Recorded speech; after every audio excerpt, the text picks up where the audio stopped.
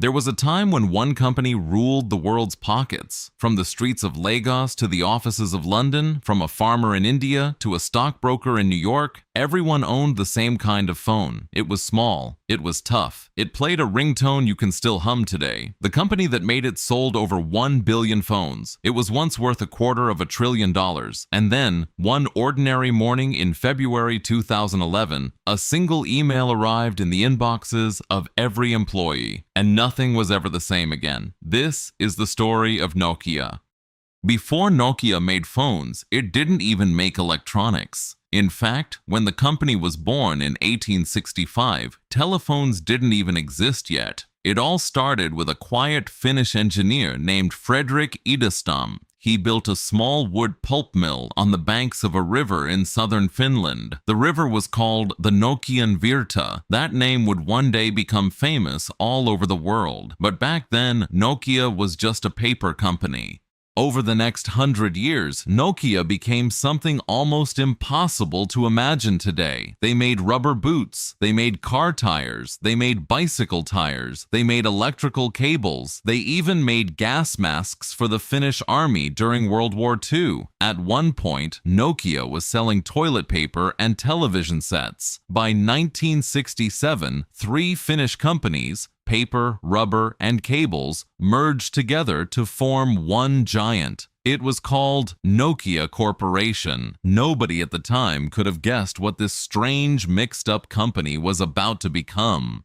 By the late 1980s, Nokia was a company in chaos. They were making too many products and losing money on most of them. Then, in 1992, a new CEO named Jorma Ollila made one of the boldest decisions in business history. He killed it all. The rubber boots, the cables, the televisions, the toilet paper, everything. Nokia, he said, would now bet its entire future on one single product: the mobile phone. It was a gamble most people thought was crazy, but Ollila was right. That same year, Nokia launched its first GSM phone. 2 years later came the Nokia 2110, which carried something the world had never heard before: a short 6-note ringtone taken from a classical Spanish guitar piece written all the way back in 1902. People began calling it the Nokia tune. Within a decade, it would become the most recognized sound on planet Earth.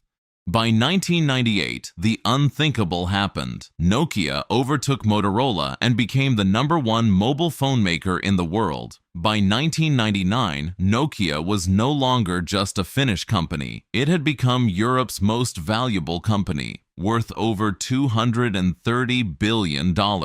That's more than Coca-Cola, Disney, and McDonald's combined at the time. From a small town in Finland, Nokia was suddenly the king of the entire continent. But the real magic was happening in your pocket. In 1999, Nokia released the 3210. Then in 2000, the legendary 3310, the phone that became famous for surviving anything. People dropped it, threw it, even ran it over with cars, and it still worked. The 3310 became an internet legend, the indestructible phone.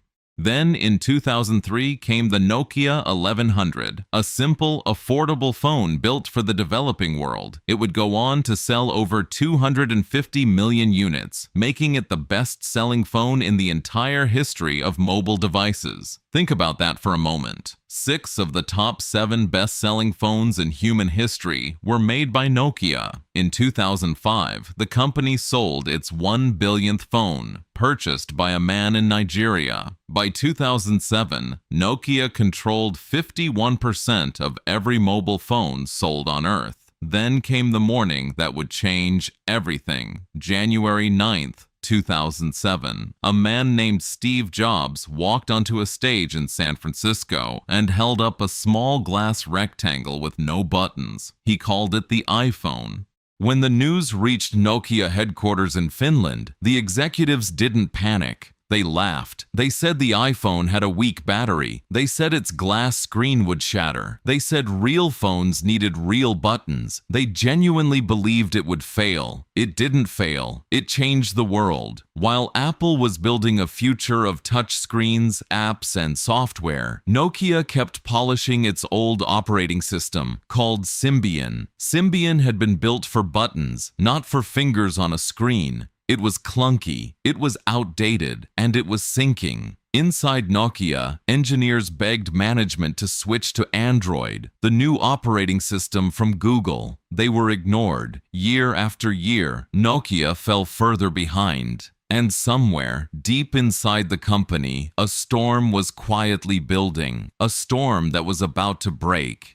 In September 2010, Nokia made a decision that shocked the entire country of Finland. For the first time in its 145-year history, Nokia chose a CEO who was not Finnish. His name was Stephen Elop, and he had just spent the last few years working at Microsoft. For 4 months, Elop stayed quiet. He studied the company, he met with engineers, he read the reports, and then, on the morning of February 8, 2011, he did something no Nokia CEO had ever done before. He sat down and wrote an email, a long 1,300-word email, and sent it to every single employee in the company.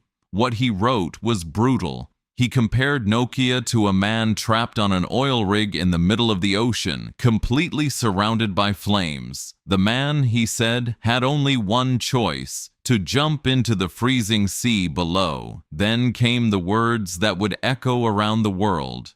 "We are standing on a burning platform." Within hours, the email was leaked to the press. The whole world read it, and that single email began the death of Nokia. Just days after the email, Elop made his next move. He announced that Nokia would abandon its old operating system and partner with Microsoft instead. Every new Nokia phone would now run Windows Phone software. Inside Nokia, people were stunned. Why Microsoft? Why not Android, the system that was already winning the smartphone race? The engineers had begged for Android. Elop refused. That's when the whispers began. In Finland, in the press, even inside Nokia itself, people started calling Elop something dark, a Trojan horse. A man sent secretly by Microsoft to weaken Nokia from inside until his old company could swallow it whole. Strangely, Elop's wife and children had never even moved to Finland.